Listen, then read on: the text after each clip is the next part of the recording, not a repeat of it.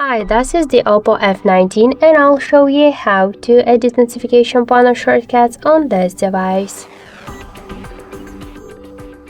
So first, let's open the control panel and you could see here all of the options. If you want to remove some of them from here or just to add the new options to your panel, or if you want to just change the positions of the icons here, you should click to the three dots and tap to edit titles.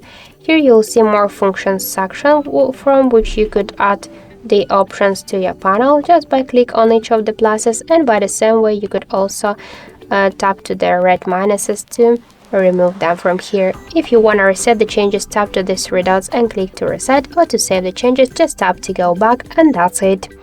So thank you guys for watching, and if you like this video, leave thumbs ups and subscribe.